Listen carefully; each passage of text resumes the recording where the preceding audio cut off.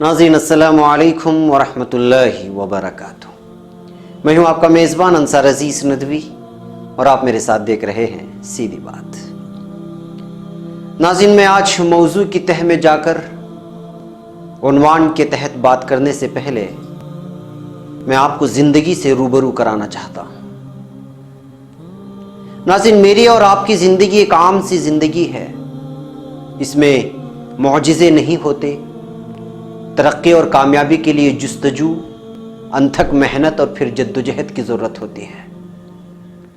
خوابوں کی تعبیر حاصل کرنے اور پھر اسے تعمیر کرنے کے لیے مشکل ترین اور پرخطر راہوں میں چلنا پڑتا ہے۔ جان کو پگھلانا پڑتا ہے، مشکل لمحات اور انتہائی کٹھن مراحل اور تکلیف دہ راستوں سے گزرنا پڑتا ہے۔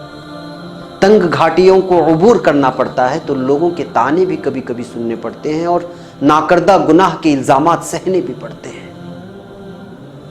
سمجھدار لوگ اس کو جب سمجھ لیتے ہیں، زندگی کے راز کو جب پا لیتے ہیں تو پھر وہ پیچھے مڑ کر نہیں دیکھتے۔ جہد مسلسل، عزم پیہم سے وہ اپنا رشتہ جوڑ لیتے ہیں۔ کامیابیوں کی سیڑھیوں پر جب چڑھنے لگتے ہیں تو نگاہیں نیچے، سینہ چوڑا مگر متانت کے ساتھ غرور و تکبر سے لا علم ہو کر بس چڑھے جاتے ہیں یہاں تک کہ محسوس ہوتا ہے کہ منزل خود انہی کی تلاش میں نکلی ہے۔ کیونکہ زندگی ایک جنگ ہے جسے اپنے زور بازو سے جیتنا پڑتا ہے۔ ایسی ایک زندگی کو جی رہی تھی بہن ہادیہ۔ ہاں، اس کا نام اکھیلا تھا، مگر جب اسلام کے آغوش میں آئی تو وہ ہادیہ بن گئی۔ ہادیہ اور اس کا شوہر شافعین جہاں آج سرخیوں میں نہ ہوتے اگر ہادیہ اسلام قبول نہ کرتی، اور ہادیہ کو لو جہاد کا شکار کہہ کر ہندو تنظیمیں اسے عام نہ کرتی۔ آج ہادیہ ان تمام مسلم بہن اور بھائیوں کے لیے ایک مثال بن گئی ہے جن کا ایمان بعض اوقات پر ڈگمگا جاتا ہے۔ سینکڑوں میڈیا کے کیمروں کے آنکھوں میں آنکھیں ڈال کر بہن ہادیہ کہہ رہی تھی، میں مسلمان ہوں، مجھے کسی نے زبردستی نہیں کیا، میں اپنے شوہر کے ساتھ ہی رہنا چاہتی ہوں۔ تو سوچئے اس وقت لو جہاد کے نام پر صبح شام فرقہ پرستی کی لو جلانے والے کی سینوں میں آگ کی گرماہٹ کس شدت سے تیز ہوئی ہوگی۔ ناظرین، آئیے اس لو جہاد کے بھوت کو پہچاننے سے پہلے ہم بہن ہادیہ کی قربانیوں کا اور اکھیلا سے ہادیہ تک کا سفر اس نے کیسے طے کیا اس پر ایک نظر کرتے ہیں۔ اس کا نام اکھیلا تھا۔ وہ کیرلا کے ضلع کوٹیامان کے ٹی وی پورم نامی گاؤں سے تعلق رکھتی ہے۔ اس کے باپ فوج کے ریٹائرڈ آرمی آفیسر اور پھر کیرلا RSS کے کسی یونٹ کے لیڈر اور ذمہ دار مانے جاتے ہیں۔ ہادیہ یعنی اس وقت کی اکھیلا بھی عام ہندو لڑکی کی طرح اپنے مستقبل کو سنوارنے اور پھر اپنی تعلیم کو آگے بڑھانے کے لیے مقامی ہائی اسکول میں تعلیم حاصل کرنے کے بعد تمل ناڈو کے سیلم میں واقع Shivraj homeopathy medical college and research institute میں داخلہ لیا۔ جس طرح عام طالبات کی سہیلیاں ہوتی ہیں اور بالخصوص اپنے اپنے علاقے اور ریاستوں کی سہیلیاں اور ہم جماعت ہو تو اس کو زیادہ ترجیح دی جاتی ہے، لہٰذا اکھیلا نے بھی اپنی ہی ریاست کی کچھ سہیلیوں کو چنا، جس میں ایک مسلمان جسینہ ابو بکر، پھر اس کے بعد دیویا، ارچنا راجن، دلینا نامی سہیلیاں اس کے ساتھ تھیں۔ اتفاق ایسا ہوا کہ جسینہ کی بہن فسینہ بھی کچھ دنوں کے بعد ان کے ساتھ آ کر جڑ گئے۔ ہاسٹل میں رہ رہی ایک ہی صوبے کی یہ سہیلیاں کچھ دنوں بعد باہر کمرہ لے کر کرائے پر وہاں رہنے لگی۔ اس بیچ فسینہ اور جسینہ جو دو بہنیں تھیں، ان کو اکھیلا بارہا پنج وقتہ نماز ادا کرتے ہوئے دیکھتی ہے۔ چونکہ ان کا گھرانہ نمازی تھا تو وہ بہنیں بھی یہاں نماز پڑھتی تھیں اپنے کمرے میں، تو اکھیلا ان سے متاثر ہوئے بنا نہیں رہی۔ بالآخر حال دل کو زبان نے سہیلیوں کے پاس جا کر کہہ سنایا اور پھر ملیالم میں ترجمہ کردہ قرآن کمرے میں آ ہی گیا۔ رفتہ رفتہ قرآن سے وہ قریب ہونے لگی، اس کو سمجھنے لگی، یہاں تک کہ بعض مرتبہ وہ قرآن آیتوں کو فیس بک پر اپنے فیس بک ٹائم لائن پر شیئر کرنے لگی۔ وہ یہی نہیں رکی، الحاد اور دیگر مذاہب کا موازنہ کرتے ہوئے اپنی والدہ سے بھی اس بات کا تذکرہ کرنے لگی اسلامی تقریریں نیٹ سے اپلوڈ کر کے سننا اس کا مشغلہ بن گیا۔ اب وہ اس کے ذہن میں مختلف سوالات ابھرنے لگے۔ ان سوالات کے جوابات دینا فسینہ اور اس کی بہن جسینہ کے لیے بڑا مشکل ترین امر تھا، تو انہوں نے اکھیلا کی ملاقات اپنے والد پرائل ابوبکر سے کروا دی۔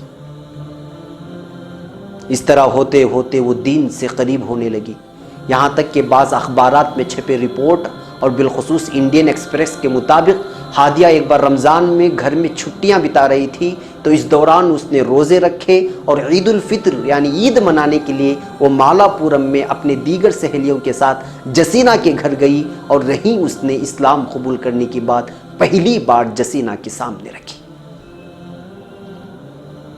بالآخر اللہ رب العزت کے کرم سے اکھیلا نے 10 ستمبر 2015 کو کوچی میں ایک وکیل کے سامنے مسلمان ہونے کا اعلان کرتے ہوئے سرٹیفکیٹ لے کر عائشہ نام رکھنے کی خواہش ظاہر کی اور عائشہ نام رکھا۔ اکھیلا یعنی ہادیہ نے ستمبر میں اسلام قبول کیا تو نومبر کے مہینے میں گھر والوں کو پتہ چل گیا کہ وہ مسلمان ہو گئی ہے۔ دراصل اس کے دادا کے انتقال کے بعد گھر میں ہندوانہ رسم کے مطابق 40 روزہ سوگ کا اہتمام کیا گیا تھا۔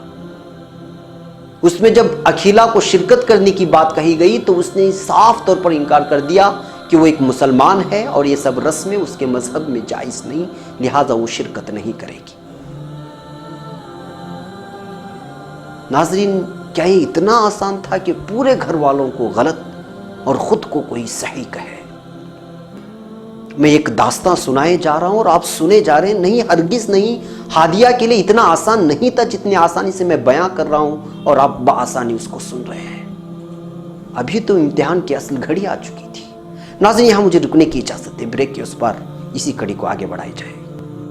قل هذه سبيلي أدعو إلى الله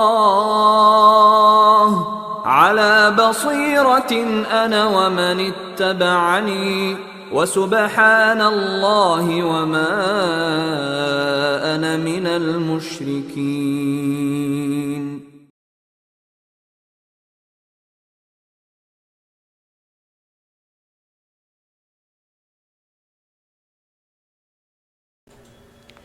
ناظرین، استقبال ہے سیدھی بات کی انوکھی محفل میں۔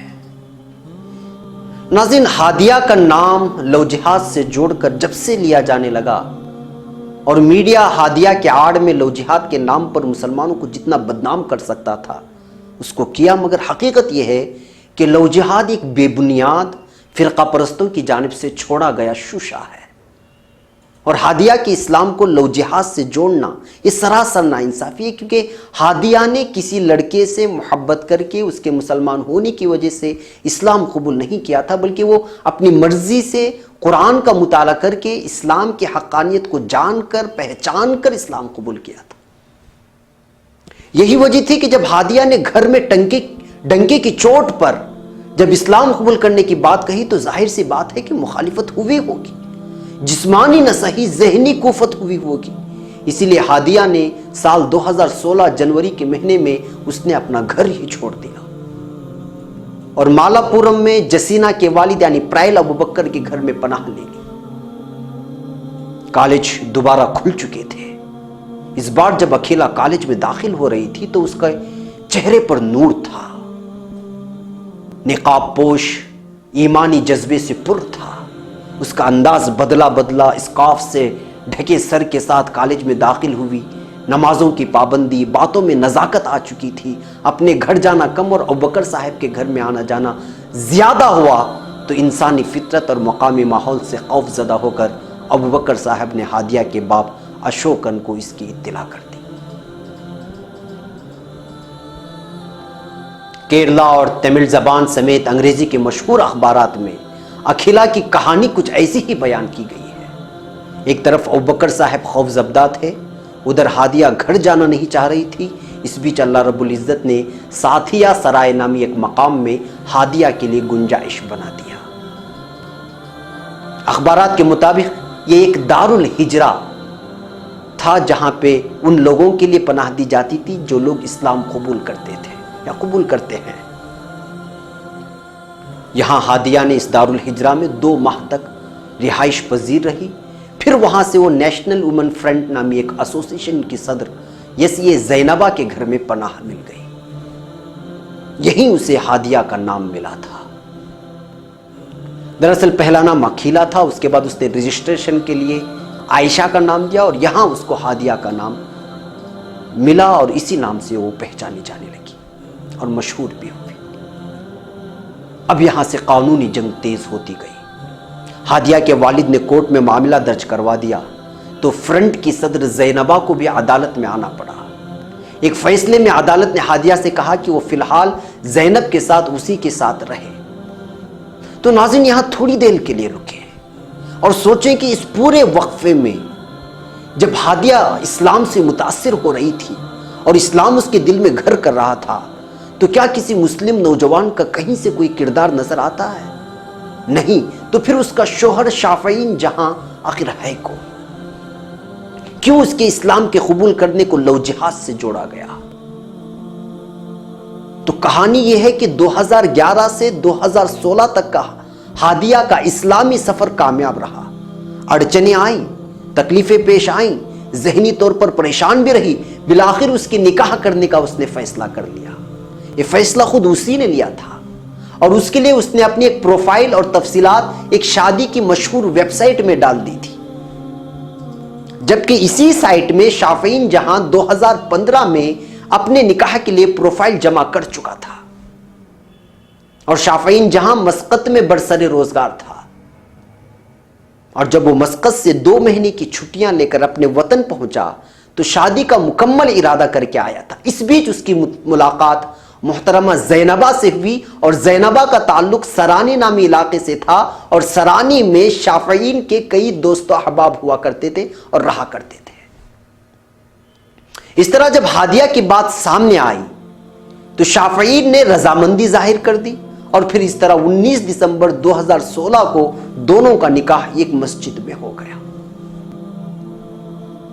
بیٹی کے اسلام قبول کرنے کو لے کر ہادیہ کا باپ ویسے بھی ناراض تھا اور مختلف قسم کے ہتھ کنڈے پہلے دن سے ہی اپنائے جا رہے تھے کہ جیسے بھی ہو ہادیہ کو واپس اپنے دھرم میں لیا جائے. اس بیچ جب پتا چلا کہ شافعین جہاں سے اس کا نکاح ہو گیا تو معاملہ اور طول پکڑ گیا. اشوکن کے پیچھے پوری وہ تنظیمیں لگی ہوئی تھی جن پر ہندوتو کا چھاپ لگا ہوا ہے. کورٹ کا دروازہ کھٹکھٹایا گیا، اس کو میڈیا میں لا کر لو جہاد کا پروپیگنڈا کیا گیا. تو پھر شوہر کے ساتھ جب ہادیہ عدالت پہنچی تو عدالت نے ہادیہ کو کالج کا راستہ بتایا اور شافعین سے کہہ دیا کہ ہادیہ سے کوئی رابطہ نہ رکھے.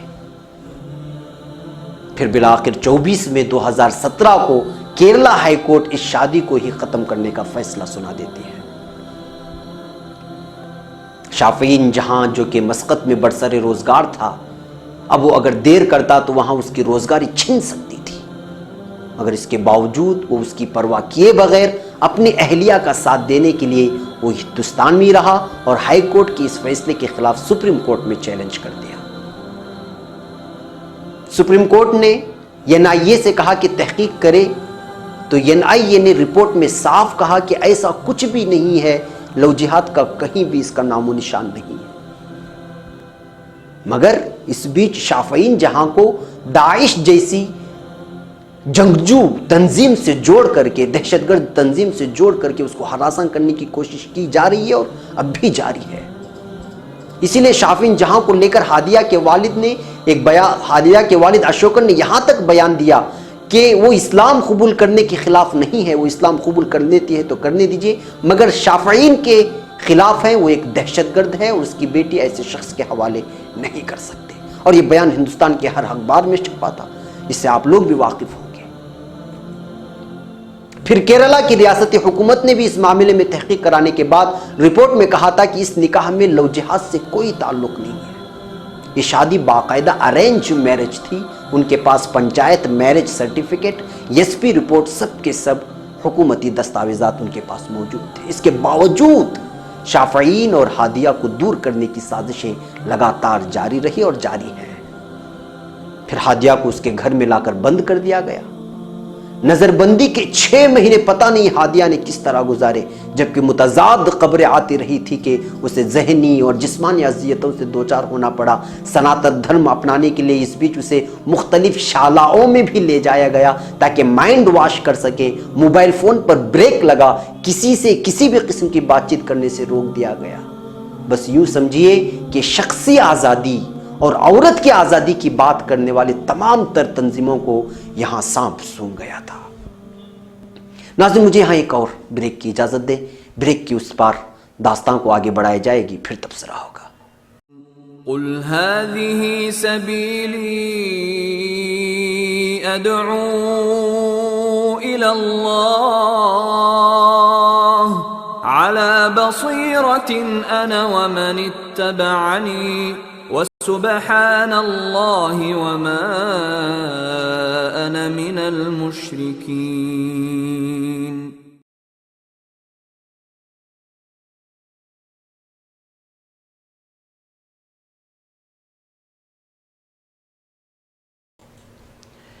ناظرین، اپنے ہی گھر میں اپنے گھر والوں کے زیر نگرانی نظر بند رہنے والی ہادیہ کا ایمان مزید مضبوط ہو گیا تھا۔ شوہر شافعین جہاں کی ایک درخواست پر کہ ہادیہ کو مجبور کیا جا رہا ہے، اس کی شخصی آزادی چھین لی جا رہی ہے، بالآخر وہ دن آیا کہ ہادیہ کو عدالت میں پیشی کی تاریخ متعین ہو گئی۔ پورے ہندوستان کا میڈیا دہلی کی ایئرپورٹ پر ہادیہ کا انتظار کر رہا تھا۔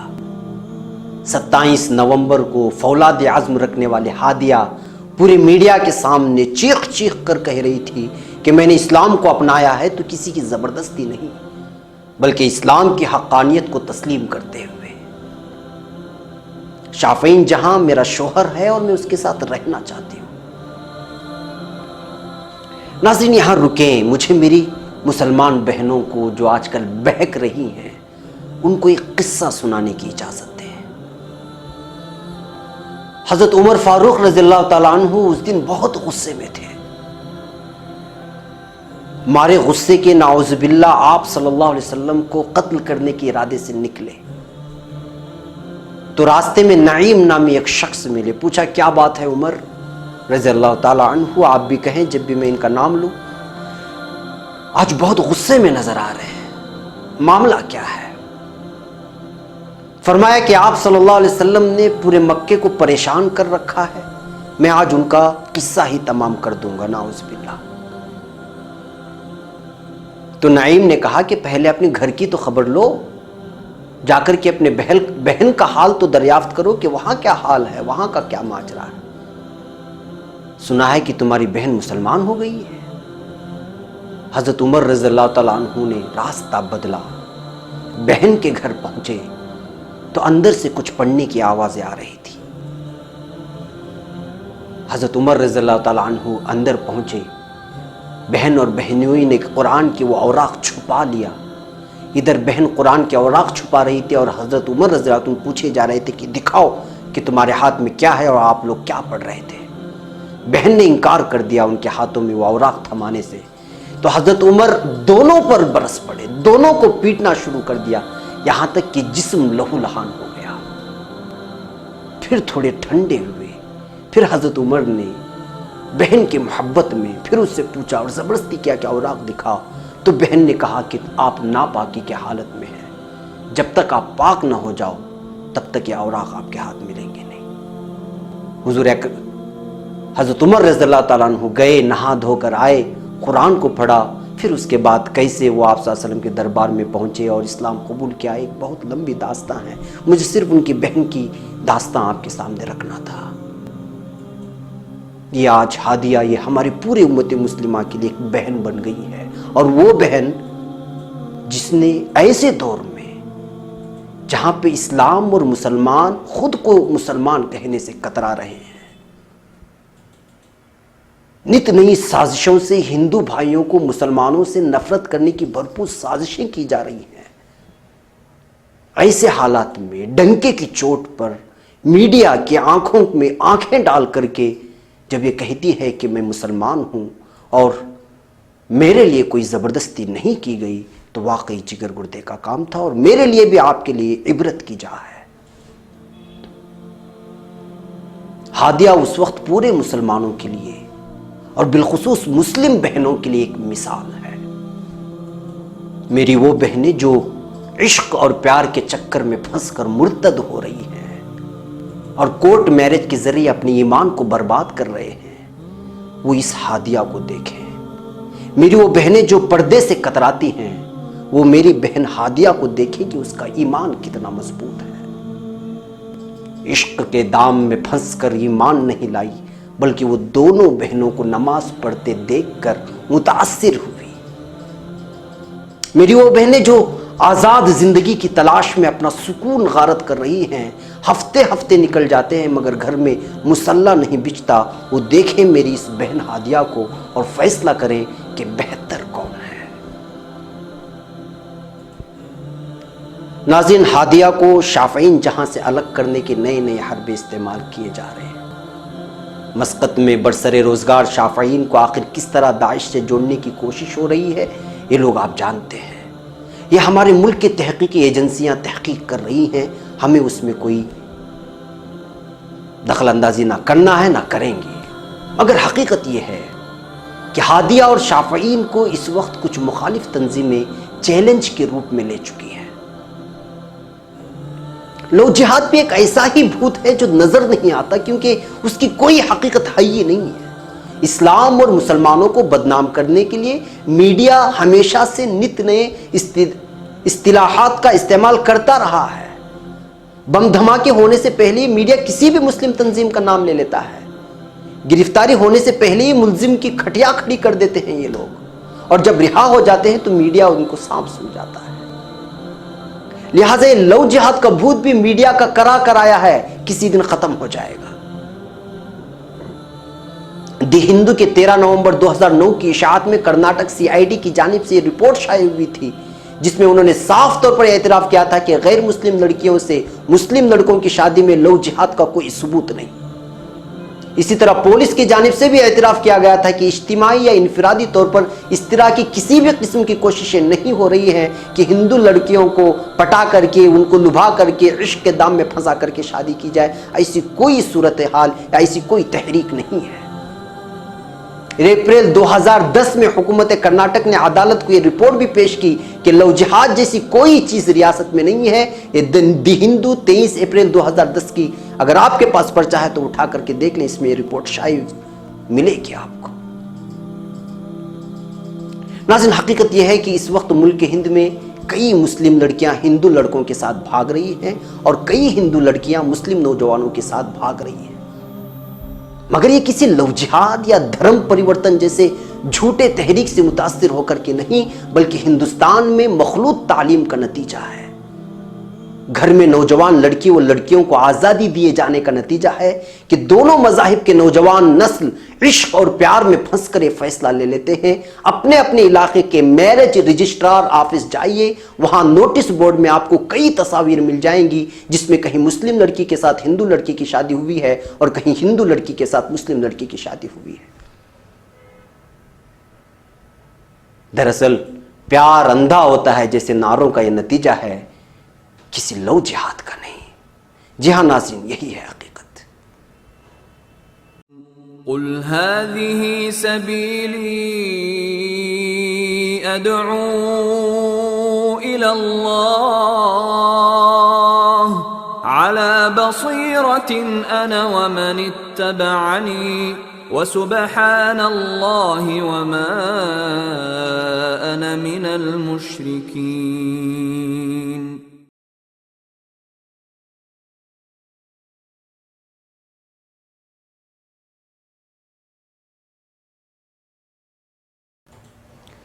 ناظرین، وقت ہو چلا ہے۔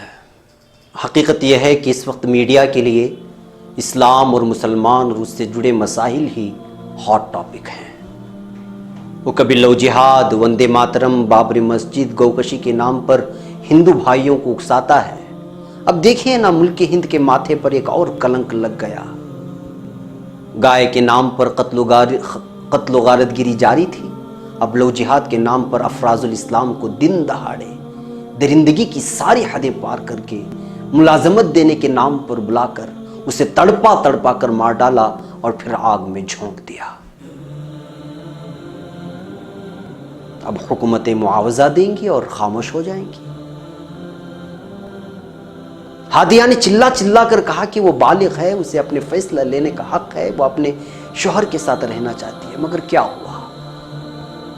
اسے پڑھنے بھیج دیا گیا، مگر میاں بیوی کے درمیان جدائی اب بھی برقرار ہے، جبکہ شادی بھی ہندوستانی قانون کے مطابق ہی ہوئی، اسلام بھی اس نے اپنے مرضی سے قبول کیا، اس کے باوجود بھی کیا ہوا وہ آپ کے سامنے ہے۔ لہٰذا اس وقت ملک کے حالات بہت ناگزیر ہو چکے ہیں ناظرین، ورنہ دیکھا جائے تو ہندوستان میں دو مختلف قوموں کے درمیان شادی ہونے کی تاریخ ہمیشہ سے رہی ہے، وہ چاہے سیاستدانوں کی اولاد ہو، بالی ووڈ کی دنیا میں ہو، یا پھر عام باشندوں کی دنیا میں۔ دراصل ایک خاص ذہنیت کے لوگ اس ایشو کو پھیلا کر مسلمانوں کے خلاف سیکولر ہندو بھائیوں کو اکسانا چاہتے ہیں، اس کے علاوہ کوئی اور مقصد بھی نہیں۔ سمجھو تو پھر بات بنے۔ ناظرین، یہاں مجھے اجازت دیں۔ السلام علیکم ورحمۃ اللہ وبرکاتہ۔